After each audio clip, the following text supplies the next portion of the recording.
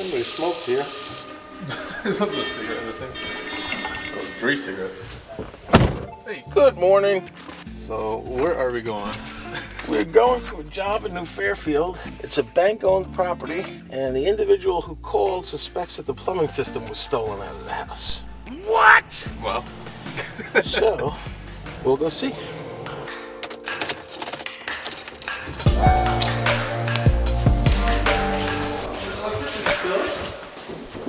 Hello? What are you here? They take pictures out of the bathroom or something?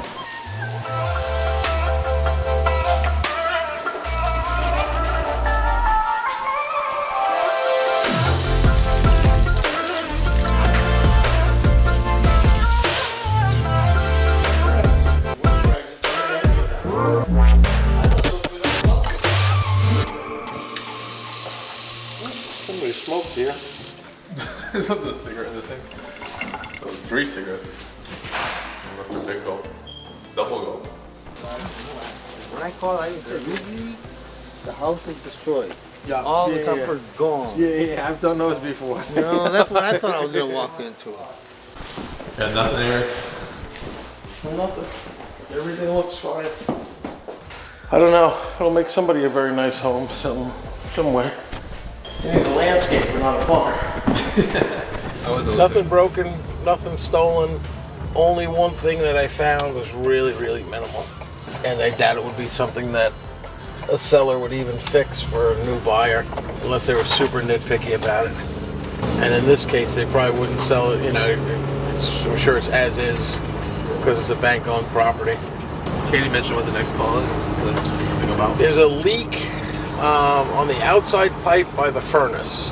It's kind of vague. We'll go see what's going on. I suspect it's probably the water line that feeds the outside faucet. It may have a leak. We're in Johnny's Food Center in New Fairfield. Best place in town. They have an unbelievable deli and a great butcher. What was your name again, dude? Joe. Joe. Nice to meet you, man. Thanks, Joe. Yeah, of course.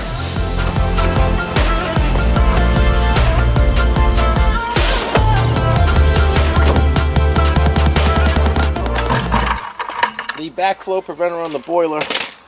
There's a feed and backflow preventer. Heating systems run on much lower water pressure than domestic water systems in the house. Normal water pressure in the house is somewhere around 60 pounds.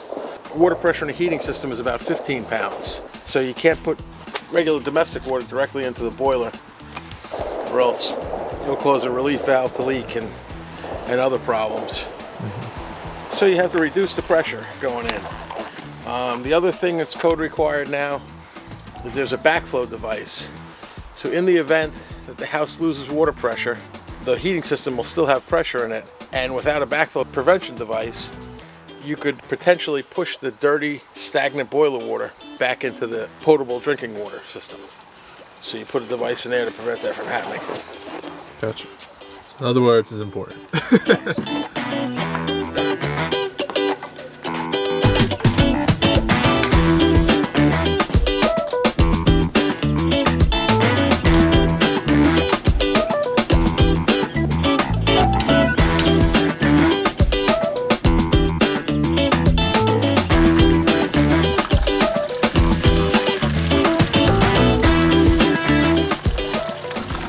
Yep, that's the hot heating water, that smell, just because it's old stagnant water. It's technically distilled water.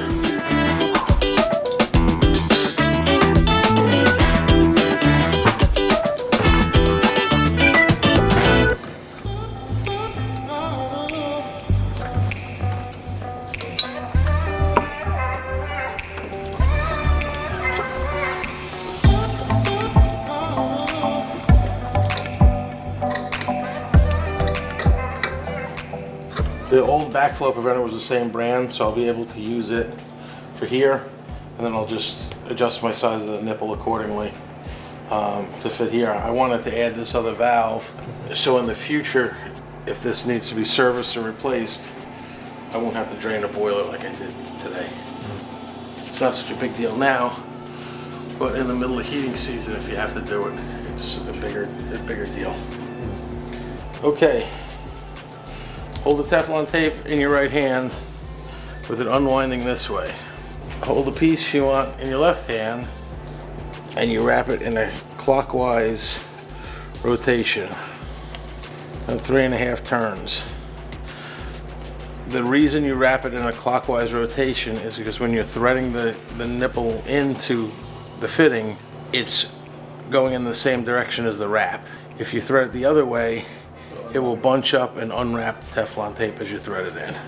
And in addition to Teflon tape, I always use a little pipe dope on there as well. What is this stuff called again? Pipe dope. Pipe dope? Pipe dope is a generic name for it. This is Megalock, the pipe dope I use, and it is technically called multi-purpose thread sealant.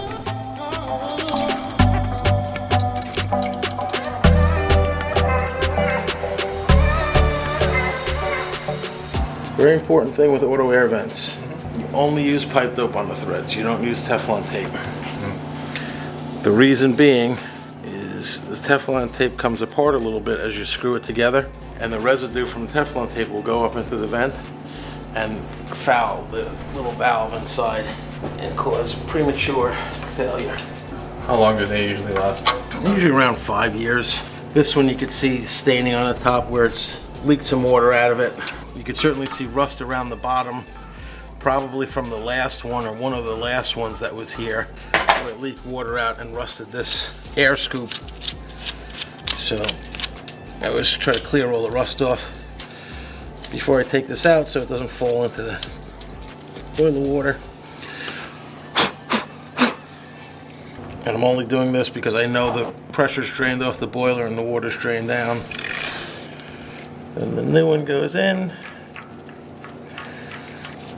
Just thread it in by hand. Nice and snug. Make sure the cap is loose. This cap always stays loose. That allows the air to escape. If the cap's not loose, no air will escape and it will not function properly. Now, if you listen to that, you'll hear air escape as we let new water into the boiler.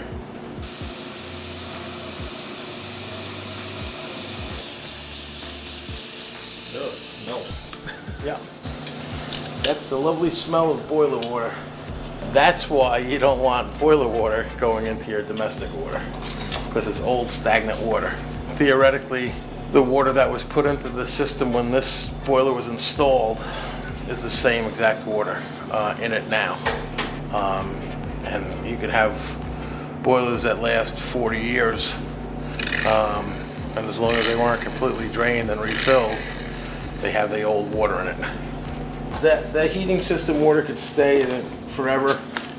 It's better to put water in less frequently because water has oxygen in it, and oxygen will rust the cast iron boiler or the steel piping and that sort of stuff. So if you're constantly adding fresh water to a heating system, you'll rot the boiler right out. Another thing about boiler water is you don't want to dump it on the lawn, or hot water for that matter. It'll kill the lawn. It's not toxic at all, so you don't have to worry about it that way. You just don't want the hot water on the lawn.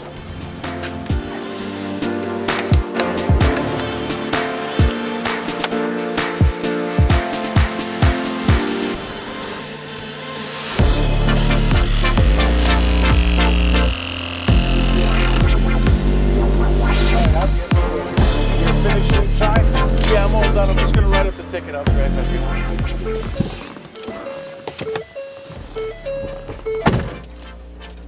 Excellent. The dog ate the check, but